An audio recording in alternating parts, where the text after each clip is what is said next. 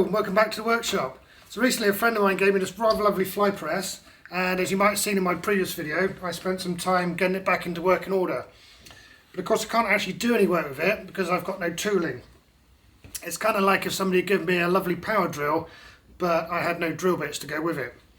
But the difference is that with a fly press we can make the tooling. I've raided my scrap pile for raw materials, and I've even been back to the farm where I got the fly press from and raided their scrap pile as well, which is where I found things like these, or some bit of agricultural machinery. These gears will be brilliant as anvils to go underneath as bottom tooling. Also as bottom tooling I've got this, which used to belong to an industrial power hammer, and I figured that could go underneath with this coming down on top of it. This is a chisel bit from one of those jackhammers that you used to dig up the roads. I actually found this in the engine bay of my diesel compressor when I bought it. So if that comes down on that, you can see how you've got a pair of fullers there for drawing out material really quickly. Also from jackhammers, these two bits. I probably won't actually use these because they are actually really useful as they are. This broken crowbar, I see that being a nice hot cut. So this bit, this end here, if I straighten that out, cut that off somewhere like that, put a collar on it, I think that's a tool.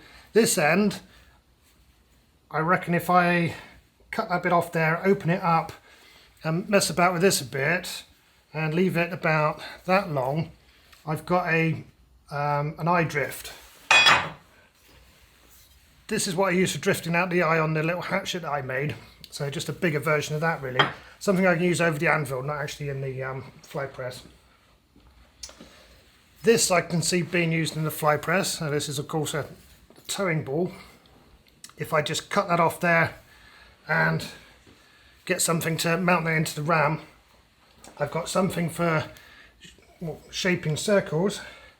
So you can imagine if I've got this going, if I've got a piece of a circle over that and pressing that into there, and you've got a dishing effect for making things like candle holders. Down here I've got some old chisels and punches, and from this lot I want to make a slot punch and a round punch.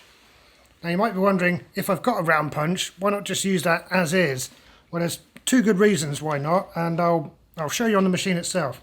Now the hole in the bottom of the ram here is just over 1 inch, so much bigger than the diameter of this punch. But of course that will go in there, and then if we put on the screw, so with the screw nipped up, that's reasonably secure in there. And I reckon if you were just doing maybe one job, you'd get away with it. But you can just see with repeated use, the fact that this is much slimmer than the hole that it's sat into, it's going to buckle. The other issue is that the way this is set up at the moment, all the force of that ram is going into the end of the punch. And what that means is that with repeated use, it's going to mushroom, just like it does on an old chisel. And again, it's going to get jammed in here. And if you remember from the video of me reconditioning this, that's what had happened. Something had not only jammed, but presumably in someone's attempt to remove it, it had broken off inside there. So what's needed then is a collar that goes around here so that the force of the ram goes into that collar and not just into the end of the punch, which would of course mushroom it.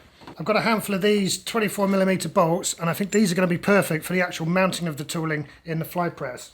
Here's one I cut down in the bandsaw, and this is the perfect length to fit inside the ram, and then like I say, all the force of that ram will go into what's going to become the collar of the tool, or currently the head of the bolt. So if you imagine this simply welded onto, say, this, there it is, there's a tool. And then for making a punch, one thing to do is use the leftover bit of bolt, threaded section, screw that partly into the nut, so then this goes into the ram, the nut becomes the collar this time, and then cut down the punch and weld it in there. So we've got a plan then. The next thing to do is to light a forge, not only because we're going to forge out the crowbar, but also I'm going to chuck these bolts in and burn off all this galvanising. Because if I leave the galvanising on when I go to weld it, not only am I going to be breathing in zinc fumes, but also the zinc will contaminate the weld and make it brittle.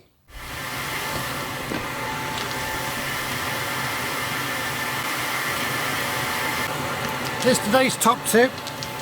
If you're using charcoal on a forge, keep the bin of charcoal out of sparking range of the forge. It's surprising how easy it goes up.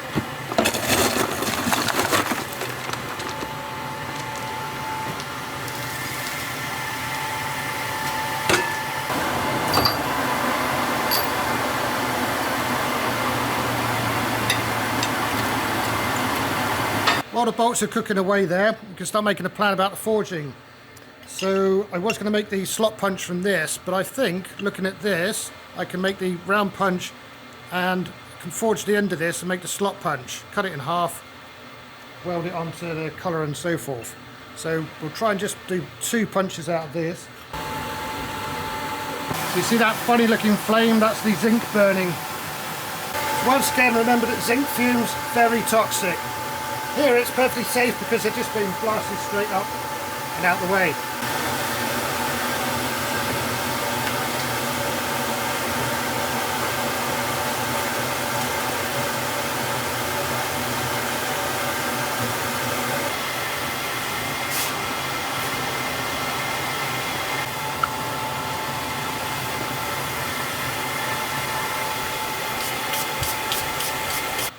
This is going to become a hot cut. So this end here, I'll straighten it out, cut it off about there.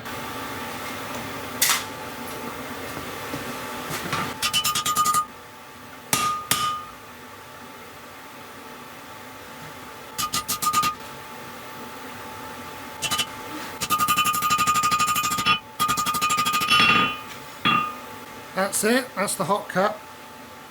So I'm going to bring it back up to temperature, to critical heat, so it's bright red, orange sort of colour, and then let it cool slowly to let it normalise and get used to the fact it's straight now, not a curve.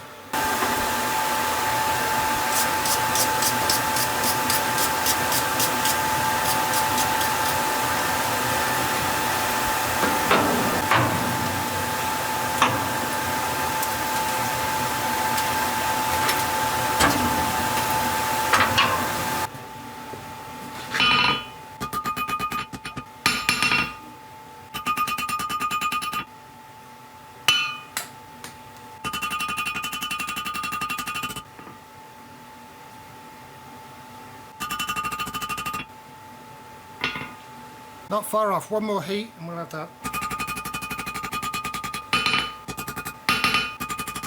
That's it. I'll tidy it up on the sander, but that's pretty much there. So with this one, I'm going to cut it off about here and weld a collar onto it, call it done.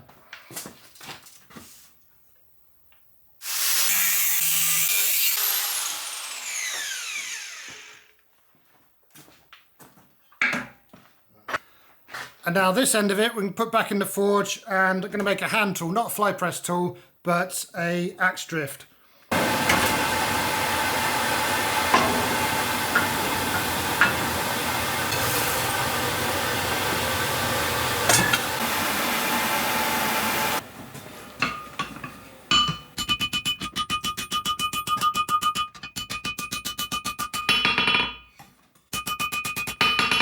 Right, we've got more than we need down here, so I'm going to cut it off with a grinder about there.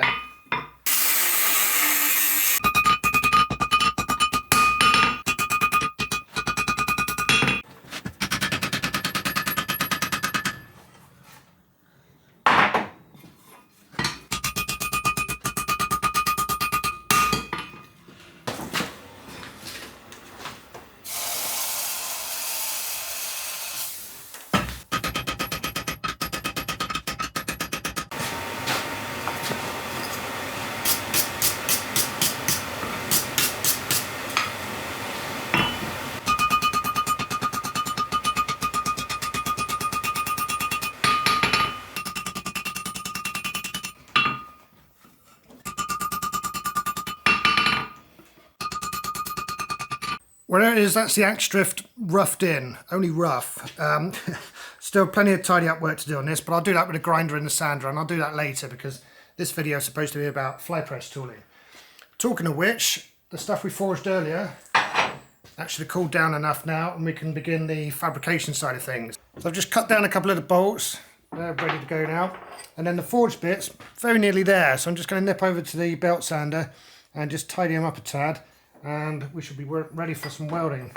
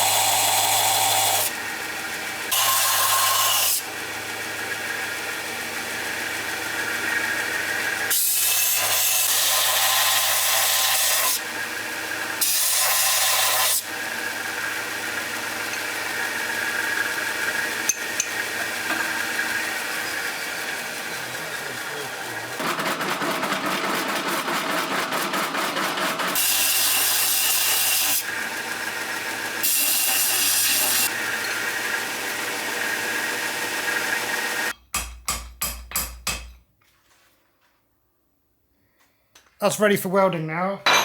This one I got cut in half.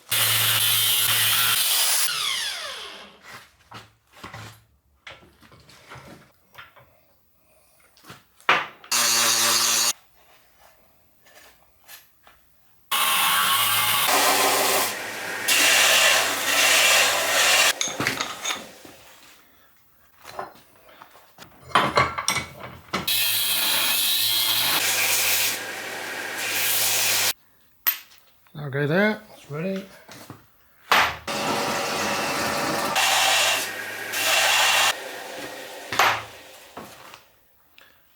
And that's ready as well. Some heavy duty welding coming up, which is why I've dragged out this monster. Now this oil filled welder, this is the only bit of machinery I own that I can't run off of my solar battery system. Well, I can, but only just. So let's fire up the lister.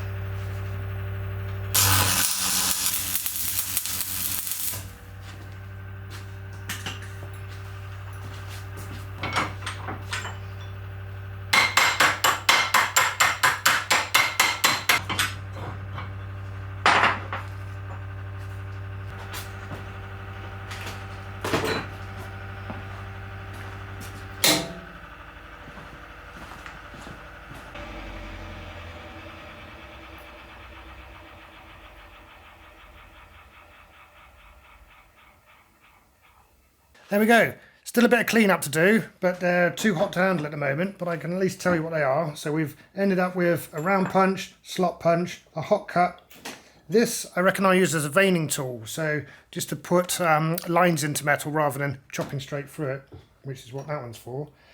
This is just mild steel, this squashed ball, but I see this tool as perhaps being useful for pressing bearings, something like that.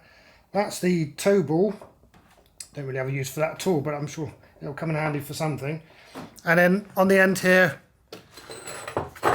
got that giant chisel, which will pair with this, and I think make a really good set of fullers. I should mention you can of course buy Flypress tooling, and if I was doing something like cold punching square holes, that would be the way to go, because you can get a machined punch and die set. But for forging tooling, as you can see, it's dead easy to make your own. Well, I'm bound to need more tooling than this at some point in the future, but of course I can just go ahead and make that as well. But this is quite a decent starter set, I think, and it gets this fly press back into use. Well, that's pretty much it for now. Like I say, once those have cooled down a bit, I'll clean them up. I'll also finish off this eye drift. And then, in the next video, you can see me use some of what we just made and the fly press itself to forge an axe, and a rather unusual sort of axe as well. So, join me for that. Cheers for now.